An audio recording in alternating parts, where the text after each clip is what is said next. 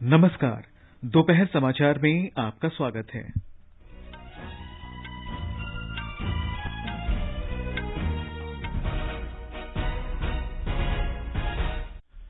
पश्चिम बंगाल में विधानसभा चुनाव के चौथे चरण के लिए मतदान सुचारू रूप से जारी। 5वें चरण का प्रचार तेज। विभिन्न राज्यों में उपचुनाव का प्रचार जोरों पर। भारत और नीदरलैंड्स ने पानी के क्षेत्र में रणनीतिक साझेदारी और द्विपक्षीय व्यापार सुगम बनाने के लिए फास्ट ट्रैक प्रणाली की स्थापना की शुरुआत करने की घोषणा की। कोरोना संक्रमण को फैलने से रोकने के लिए देश भर में कल से टीका उत्सव का आयोजन। भारत कोविड टीकाकरण अभियान में 10 करोड़ टीके लगाने की उपलब्धि हासिल करने के करीब। देश में एक दिन में रिकॉर्ड 1,45,000 से अधिक लोगों में संक्रमण की पुष्टि। छत्तीसगढ़ में बढ़ते कोरोना संक्रमण के बीच 8 जिलों में संपूर्ण लॉकडाउन की घोषणा। राजस्थान सरकार ने संक्रमण पर नियंत्रण के लिए 9 शहरों में 30 अप्रैल तक रात का कर्फ्यू लगाया। और आईपीएल क्रिकेट में आज शाम मुंबई में चेन्नई सुपर किंग्स का सामना दिल्ली कैपिटल्स से।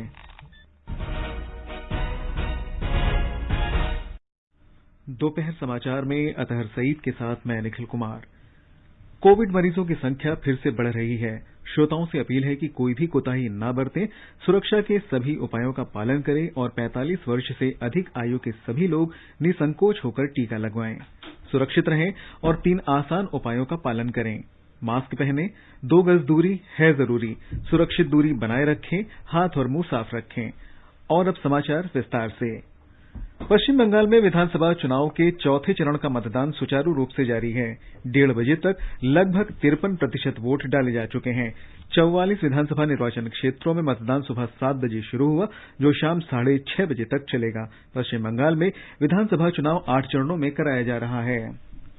हमारे संवाददाता मानस प्रतिदिन शर्मा इस समय अलीपुरद्वार में विधान स्मृति मतदान केंद्र पर मौजूद हैं। आइए उनसे हम बात करते हैं। हेलो जी निखिल। मानस, उत्तर बंगाल में चुनाव कैसा चल रहा है, कैसा माहौल है वहां पर? जी देखिए, जैसे आपने कहा, मैं विधान समिति स्कूल है यहाँ पोलिंग बूथ पे हूँ। यहाँ अलीपुरद्वार में मतदान बिल्कुल ही शांतिपूर्ण तरीके से चल रहा है। कहीं से भी कोई अप्रिय घटना की खबर नहीं है। यहाँ के सुरक्षा के कड़े इंतजाम है और मतदान बिल्कुल शांतिपूर्ण तरीके से चल रहा है। लेकिन बगल वाले जो कूच बिहार जिला है, यहाँ से कुछ हिंसात्मक घटना की खबर है। 2 वारदातों में 5 लोगों की मौत हुई है। इस घटना के बाद चुनाव आयोग ने शीतलकुची के 126 नंबर 126 नंबर पोलिंग स्टेशन पर मतदान स्थगित कर दिया है। लेकिन अलीपुरद्वार में मतदान बिल्कुल शांतिपूर्ण है और कोकराझार जिले में कूच बिहार जिले से कुछ छिटपुट के हिंसात्मक घटना की खबर है। निखिल जी मानस, अगर हम प्रमुख उम्मीदवारों की बात करें तो वो कौन कौन से हैं और सबसे बड़े मुद्दे कौन से उभर कर सामने आए? जी देखिए, अगर मुद्दे की बात करें तो खासकर इस 2 जिले में जो राजवंशी समुदाय है उनको रिझाने की काफी कोशिश हो रही थी। फिर यहाँ पे जो चाय बागानों के काम कर रहे लोग, उन लोगों को रिझाने की बात हुई थी कि जो डेली वेजेज है उसको बढ़ा दिया जाएगा। तो ये सारे मुद्दे यहाँ पे थे। अगर प्रमुख उम्मीदवारों की बात करें तो अलीपुरद्वार सीट से टीएमसी के जो सौरभ चक्रवर्ती है, भाजपा के सुमन कांजीलाल है और कांग्रेस के देव प्रसाद रॉय है। यहाँ पे एक त्रिपक्षीय चुनाव हो सकते हैं, प्रतिद्वंदिता हो सकते हैं। यहाँ पे दिनहाटा बोल के सीट है जहाँ पे भाजपा ने आपके सांसद निशित प्रामाणिक को टिकट दिया है और उनके खिलाफ टीएमसी के उदयन गुहा है। एक मादारीहाट सीट है जहाँ पे भाजपा ने यहाँ के जनजाति नेता मनोज तिग्गा को खड़ा किया है और उसके खिलाफ, तिग्गा जी के खिलाफ टीएमसी ने राजेश लाकड़ा को यहाँ पे खड़ा किया है। तो ये कई सारे नाम हैं जो जिनका किस्मत का फैसला होना है। निखिल जी मानस, युवा मतदाताओं और महिलाओं की अगर हम बात करें तो वहां पर आपको कैसा रुझान इनमें देखने को मिल रहा है? बिल्कुल, जैसे आज सुबह से ही मैं कई सारे मतदान केंद्र पर गया। यहाँ 6 लाख से ज्यादा महिला और युवा मतदाता है। युवा मतदाता तो उत्साह तो है ही, खासकर ये बहुत ही जागरूक और सशक्त मतदाता है। अपने जो कर्तव्य के बारे में जानते हैं, अपने राइट के बारे में जानते हैं। महिला को भी ऐसे सरकार चाहिए है जो उन लोग की बात सुने। तो एक और सब में एक उत्साह का माहौल है। जैसे यहाँ पे कई सारे सेल्फी स्टैंड लगाए गए हैं, तो लोग सेल्फी खींच रहे हैं युवा मतदाता मतदान के बाद। तो कई सारे यहाँ पे विषय है जो युवा मतदाता को अधिक से अधिक मतदान के लिए खींच रहे हैं। साथ में महिला जागरूक भी है। निखिल जी मानस, इस जानकारी के लिए आपका बहुत बहुत शुक्रिया। स्वतंत्र और निष्पक्ष चुनाव कराने के लिए सभी आवश्यक प्रबंध किए गए हैं। प्रत्येक मतदान केंद्र में इलेक्ट्रॉनिक वोटिंग मशीन के साथ मतदाता पुष्टि पर्ची की भी व्यवस्था की गई है ताकि चुनाव में पारदर्शिता और विश्वसनीयता बनी रहे। इसके लिए पर्याप्त संख्या में इलेक्ट्रॉनिक वोटिंग मशीनों और वीवीपैट मशीनों की व्यवस्था की गई है। कोविड महामारी के प्रकोप को ध्यान में रखते हुए कोविड-19 से संक्रमित मतदाताओं के लिए डाक से मतदान की सुविधा भी उपलब्ध कराई जा रही है। ये भी सुनिश्चित किया जा रहा है कि प्रत्येक मतदान केंद्र में पीने के पानी, प्रतीक्षा के लिए छायादार स्थान और शौचालय उपलब्ध रहें। दिव्यांगों के लिए रैंप का भी इंतजाम किया गया है। मतदान केंद्रों का अनिवार्य रूप से सैनिटाइजेशन किया जा रहा है और मतदाताओं को थर्मल जांच के बाद ही मतदान केंद्र में प्रवेश की अनुमति दी जा रही है। जांच में तापमान अधिक पाए जाने पर स्वास्थ्य मंत्रालय द्वारा निर्धारित नियमों के अनुसार टोकन दिए जा रहे हैं और मतदान के आखिरी घंटे में वोट डालने के लिए आने को कहा जा रहा है। इस तरह के मतदाताओं को महामारी से संबंधित सभी एहतियातों का पालन करते हुए वोट डालने की सुविधा उपलब्ध कराई जा रही है। चौथे चरण में 5 जिलों की 44 सीटों के लिए 50 महिलाओं सहित 373 उम्मीदवार चुनाव मैदान में हैं। इस चरण में 56,94,000 महिलाओं और 293 उभयलिंगियों समेत 1,15,00,000 मतदाता उम्मीदवारों के राजनीतिक भविष्य का फैसला करेंगे। इस दौर में 12,310 से अधिक मतदान केंद्र बनाए गए हैं। भारतीय जनता पार्टी और सत्तारूढ़ तृणमूल कांग्रेस ने सभी सीटों के लिए अपने उम्मीदवार खड़े किए हैं, जबकि कांग्रेस, वामपंथी दलों और उनके गठबंधन सहयोगी इंडियन सेक्युलर फ्रंट ने संयुक्त मोर्चे के तहत अपने उम्मीदवार खड़े किए हैं। मार्क्सवादी कम्युनिस्ट पार्टी के 22, बहुजन समाज पार्टी के 13, कांग्रेस के 9, ऑल इंडिया फॉरवर्ड ब्लॉक के 6, आईएसएफ के 4, आरएसपी के 2 और भारतीय कम्युनिस्ट पार्टी का 1 उम्मीदवार चुनाव मैदान में है। इसके अलावा 153 निर्दलीय तथा 73 अन्य उम्मीदवार भी चुनाव मैदान में हैं। इस बीच पश्चिम बंगाल में 5वें चरण के विधानसभा चुनाव के लिए प्रचार जोर पकड़ता जा रहा है और विभिन्न दलों के जाने-माने नेता तूफानी दौरे कर रहे हैं।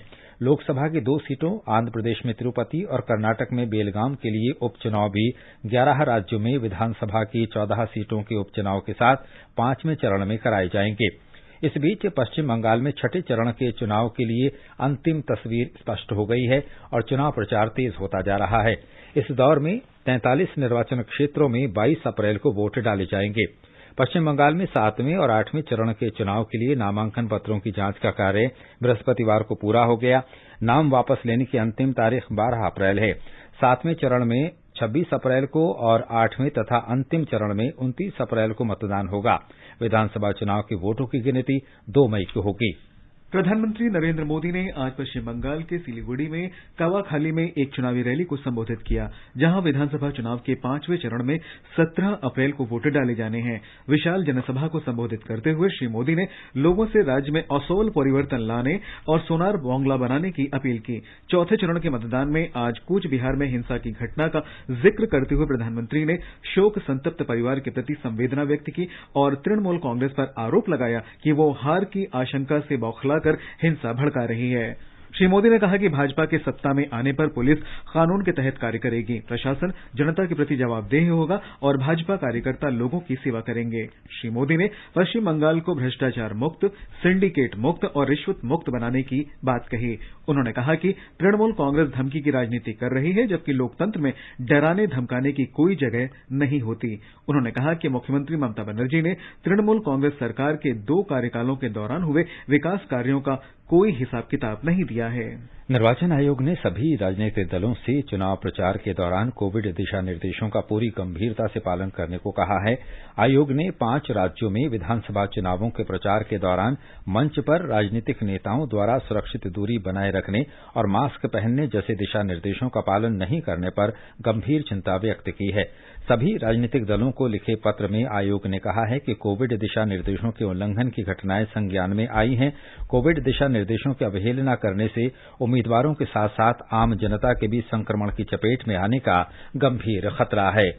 ये समाचार हमारी वेबसाइट newsonair.com/hindi और हमारे mobile app news on AIR पर भी उपलब्ध हैं।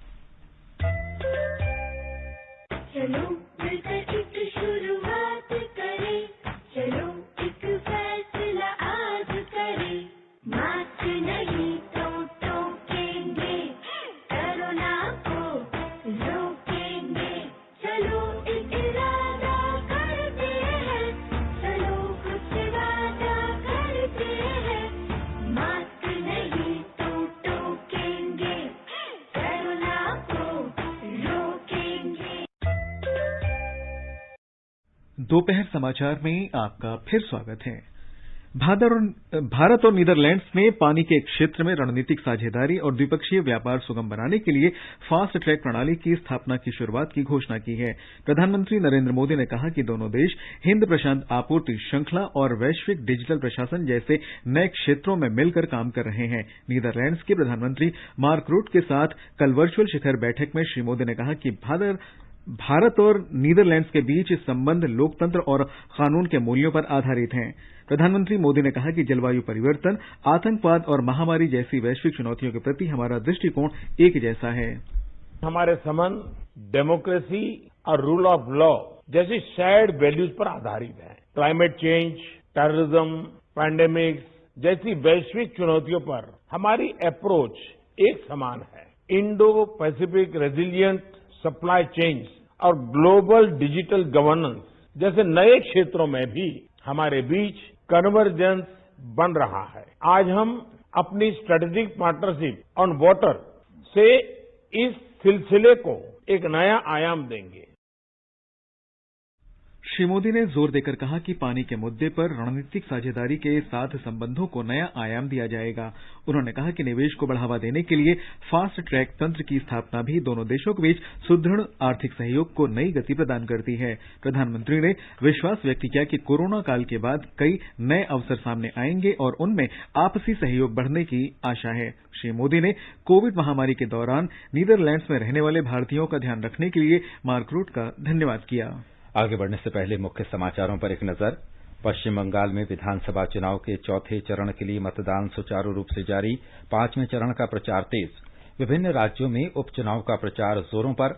भारत और नीदरलैंड्स ने पानी के क्षेत्र में रणनीतिक साझेदारी और द्विपक्षीय व्यापार सुगम बनाने के लिए फास्ट ट्रैक प्रणाली की स्थापना की शुरुआत की घोषणा की।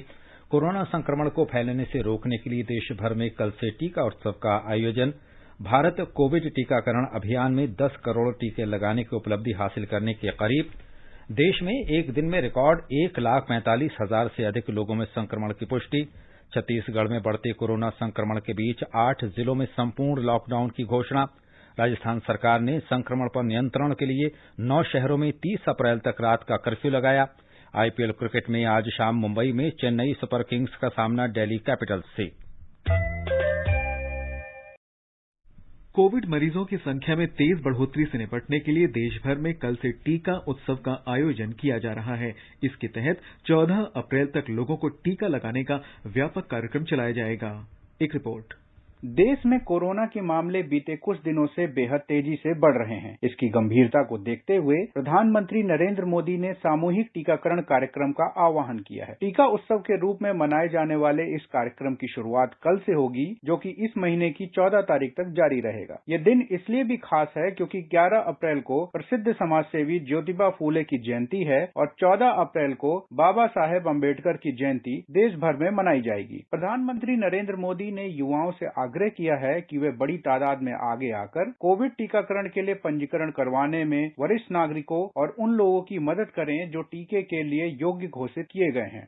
11 अप्रैल ज्योतिबा फुले जी की जन्म जयंती है और 14 अप्रैल बाबा साहब अम्बेडकर जी की जन्म जयंती। क्या हम 11 अप्रैल से 14 अप्रैल पूरे अपने राज्य में टीका उत्सव मना सकते हैं? एक पूरा वातावरण क्रिएट कर सकते हैं टीका उत्सव का। एक विशेष अभियान चलाकर हम ज्यादा से ज्यादा एलिजिबल लोगों को वैक्सीनेट करें।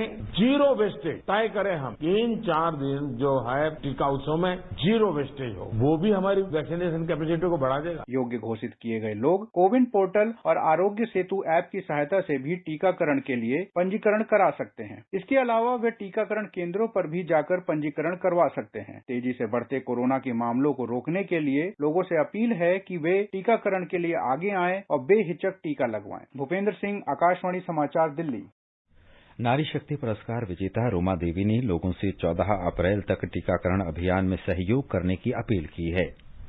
मैं रोमा देवी आप सभी से गुजारिश करना चाहूंगी कि इस महीने की 14 तारीख तक चलाए जाने वाले अभियान में आप सभी सहयोग दें। ये अभियान ज्यादा से ज्यादा टीकाकरण करवाने, टीकाकरण के बाद भी मास्क पहने, व्यक्तिगत स्वच्छता और कोविड के प्रोटोकॉल की पालना करने पर केंद्रित है। कृपया आप सभी कोविड से बचाव हेतु सारे एहतियात बरतें।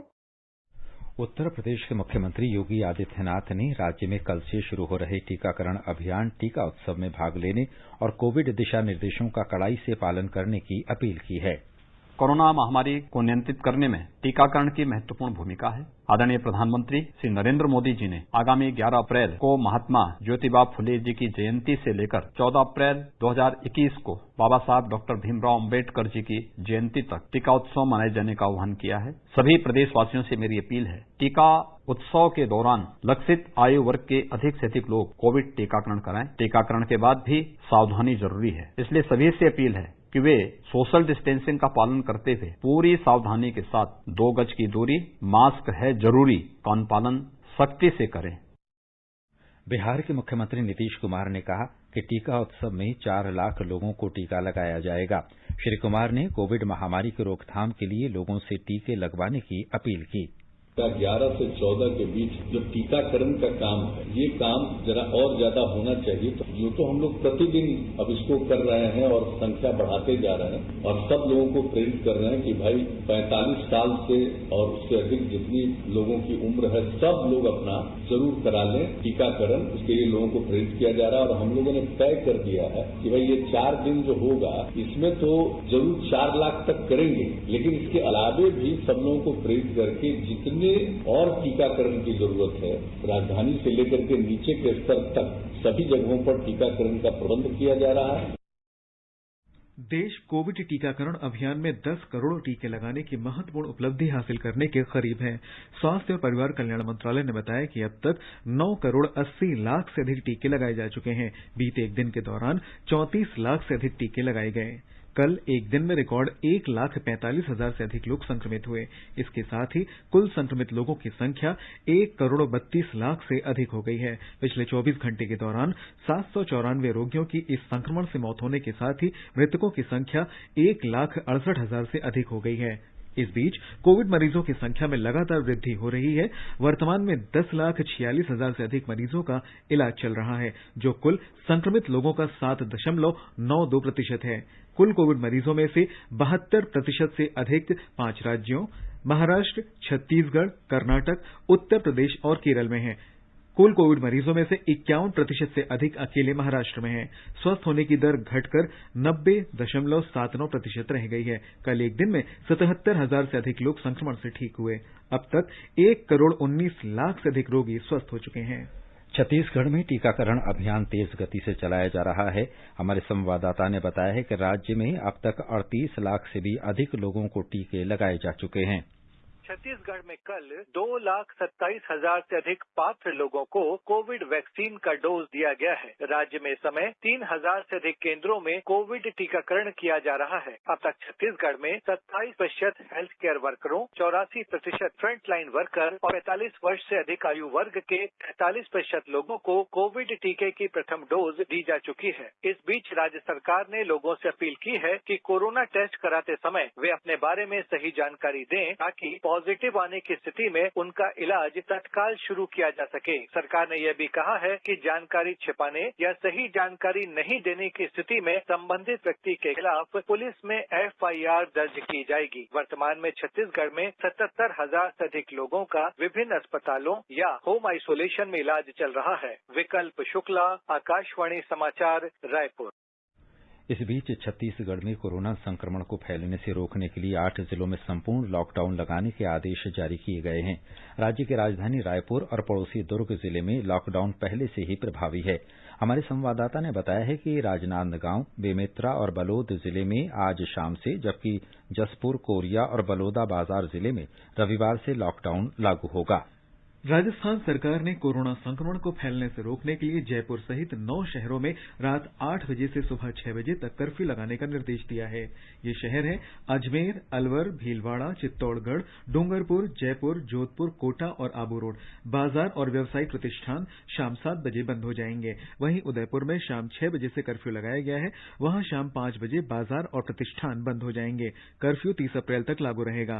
राज्य में संक्रमण की स्थिति पर हमारे संवाददाता की रिपोर्ट। राज्य सरकार ने सभी जिलों में कंटेनमेंट जोन चिन्हित कर उनमें जीरो मोबिलिटी सुनिश्चित करने का निर्णय किया है। राज्य स्तरीय कोरोना वार रूम और सभी जिलों में जिला स्तरीय कंट्रोल रूम को फिर से 24 घंटे संचालित किया जाएगा।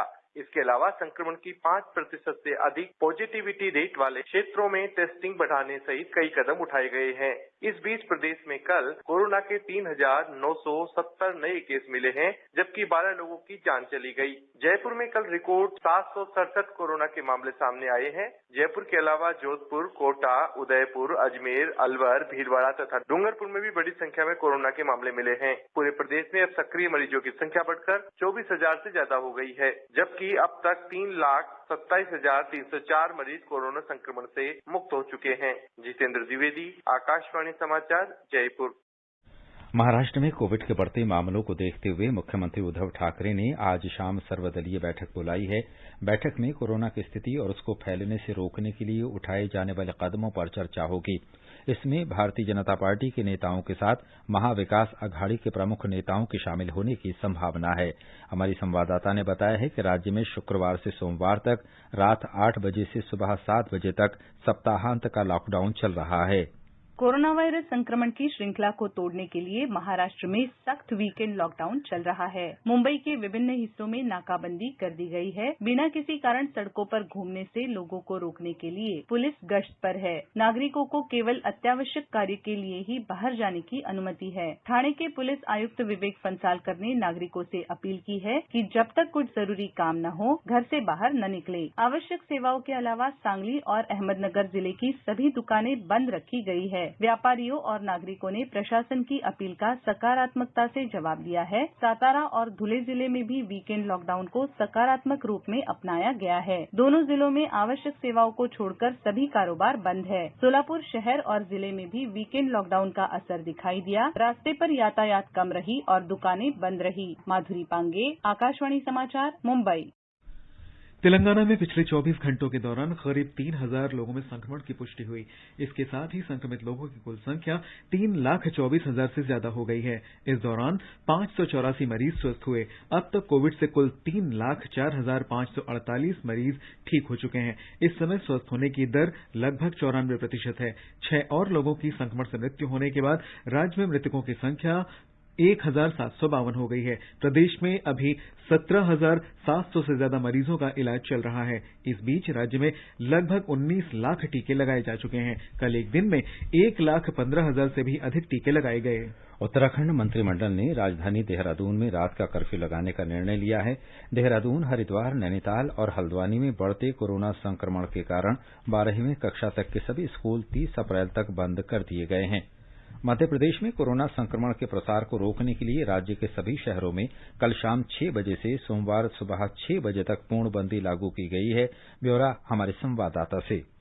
मध्य प्रदेश में सरकार ने पहले ही पिछले 3 हफ्तों से भोपाल, इंदौर, जबलपुर और ग्वालियर में रविवार को लॉकडाउन लगाया हुआ है, जबकि पिछले रविवार से कुछ अन्य शहरों में भी यह प्रतिबंध बढ़ा दिया गया है। इस बीच प्रदेश सरकार राज्य में कोविड-19 रोगियों के लिए बिस्तरों की संख्या 1 लाख से अधिक करने का प्रयास कर रही है। बिस्तरों की संख्या बढ़ाने के लिए निजी अस्पतालों को भी इस मुहिम से जोड़ा जा रहा है। सरकार ने प्रत्येक जिले में एक कोविड-19 देखभाल केंद्र स्थापित करने का निर्णय भी लिया है। वहीं राज्य के 52 जिलों में से 26 जिलों में कल भी संक्रमण के 50 से अधिक मामले सामने आए हैं। इंदौर में सबसे ज्यादा 887, भोपाल में 686 और जबलपुर में 326 लोग संक्रमित हुए हैं। संजीव शर्मा, आकाशवाणी समाचार, भोपाल।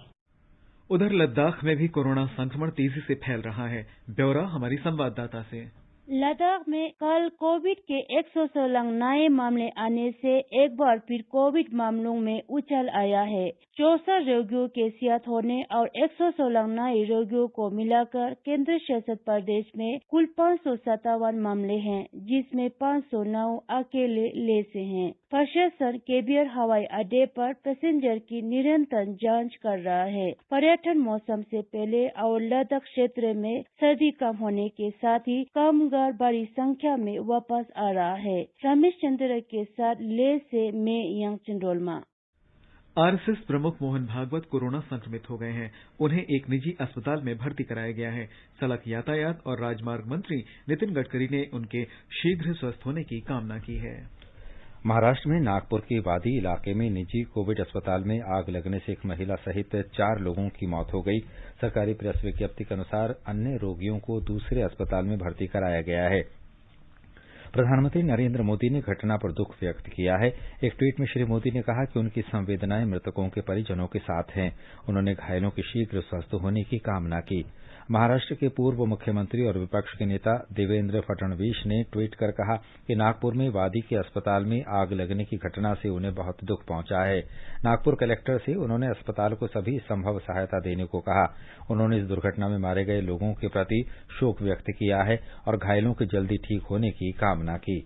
ये समाचार आकाशवाणी से प्रसारित किए जा रहे हैं। ताज़ा समाचार जानने के लिए आप हमारे Twitter handle @AIR News Hindi को फॉलो कर सकते हैं। ये आकाशवाणी है। स्वास्थ्य और परिवार कल्याण मंत्री डॉक्टर हर्षवर्धन ने कहा है कि होम्योपैथी देश में स्वास्थ्य देखभाल संबंधी आवश्यकताओं को पूरा करने में आधुनिक चिकित्सा प्रणालियों के साथ मिलकर महत्वपूर्ण भूमिका निभा रही है। होम्योपैथी पर आज नई दिल्ली में एक सम्मेलन को संबोधित करते हुए उन्होंने होम्योपैथी की लोकप्रियता पर संतोष व्यक्त किया। डॉक्टर हर्षवर्धन ने कहा कि कोविड के उपचार केंद्रों में महामारी से निपटने के लिए आयुष चिकित्सा प्रणाली की औषधियों का भी उपयोग किया गया और इसके अच्छे नतीजे भी सामने आए। उन्होंने कहा कि भारत की राष्ट्रीय स्वास्थ्य नीति में आयुष प्रणाली को लोकप्रिय बनाने के महत्व को स्वीकार किया गया है। उन्होंने कहा कि इसके लिए बुनियादी ढांचे से संबंधित सुविधाओं का विकास करने, आयुष औषधियों की गुणवत्ता सुनिश्चित करने और संस्थाओं की क्षमता बढ़ाने का लक्ष्य रखा गया है। इस सम्मेलन का आयोजन आयुष मंत्रालय के तहत केंद्रीय होम्योपैथी अनुसंधान परिषद ने विश्व होम्योपैथी दिवस के अवसर पर किया था। पर्यटन मंत्रालय श्रीनगर में पर्यटन को बढ़ावा देने के लिए कल से 3 दिन का व्यापक कार्यक्रम आयोजित करेगा। इसका मुख्य विषय जम्मू कश्मीर की पर्यटन क्षमता का फायदा उठाना है। केंद्र शासित प्रदेश जम्मू कश्मीर के उपराज्यपाल मनोज सिन्हा और केंद्रीय पर्यटन राज्य मंत्री प्रहलाद सिंह पटेल इस कार्यक्रम के उद्घाटन के अवसर पर प्रतिनिधियों को संबोधित करेंगे। पर्यटन मंत्रालय इस कार्यक्रम का आयोजन जम्मू कश्मीर के पर्यटन विभाग, भारतीय उद्योग और वाणिज्य मंडल परिसंघ फिक्की तथा इंडियन गोल्फ टूरिज्म एसोसिएशन के सहयोग से कर रहा है। इसका उद्देश्य जम्मू कश्मीर की पर्यटन संबंधी असीम संभावनाओं का प्रदर्शन और विकास करना है। Indian premier league IPL cricket में आज मुंबई के वानखेड़े स्टेडियम में चेन्नई सुपर किंग्स का सामना दिल्ली कैपिटल्स से होगा। टूर्नामेंट के आरंभिक मैच में कल चेन्नई में रॉयल चैलेंजर्स बैंगलोर ने मुंबई इंडियंस को 2 विकेट से हरा दिया। अंतर्राष्ट्रीय hockey federation pro league match में कल ब्यूनस आयर्स में भारत का मुकाबला ओलंपिक चैंपियन अर्जेंटीना से होगा।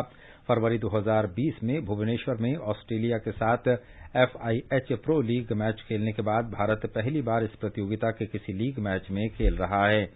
महान संगीतकार भारत रत्न पंडित भीमसेन जोशी का जन्म शताब्दी वर्ष मनाया जा रहा है। इस अवसर पर संगीत सभाओं के साथ साथ पंडित भीमसेन जोशी की स्मृतियों पर आधारित कार्यक्रम आयोजित किए जा रहे हैं। उनका गायन हमेशा से लोगों के मन मस्तिष्क को प्रफुल्लित करता रहा है। आइए सुनते हैं उनका गायन।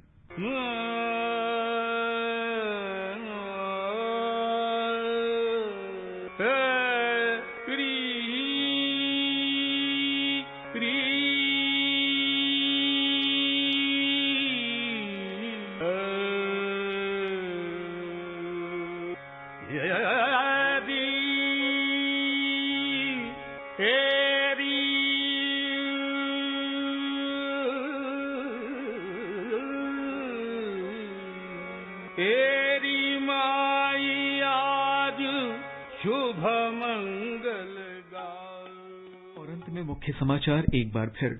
पश्चिम बंगाल में विधानसभा चुनाव के चौथे चरण के लिए मतदान सुचारू रूप से जारी। 5वें चरण का प्रचार तेज। विभिन्न राज्यों में उपचुनाव का प्रचार जोरों पर। भारत और नीदरलैंड्स ने पानी के क्षेत्र में रणनीतिक साझेदारी और द्विपक्षीय व्यापार सुगम बनाने के लिए फास्ट ट्रैक प्रणाली की स्थापना की शुरुआत करने की घोषणा की। कोरोना संक्रमण को फैलने से रोकने के लिए देश भर में कल से टीका उत्सव का आयोजन। भारत कोविड टीकाकरण अभियान में 10 करोड़ टीके लगाने की उपलब्धि हासिल करने के करीब। देश में एक दिन में रिकॉर्ड 1,45,000 से अधिक लोगों में संक्रमण की पुष्टि। छत्तीसगढ़ में बढ़ते कोरोना संक्रमण के बीच 8 जिलों में संपूर्ण लॉकडाउन की घोषणा। राजस्थान सरकार ने संक्रमण पर नियंत्रण के लिए 9 शहरों में 30 अप्रैल तक रात का कर्फ्यू लगाया। और IPL क्रिकेट में आज शाम मुंबई में चेन्नई सुपर किंग्स का सामना दिल्ली कैपिटल्स से। इसके साथ ही दोपहर समाचार का ये अंक समाप्त हुआ। नमस्कार।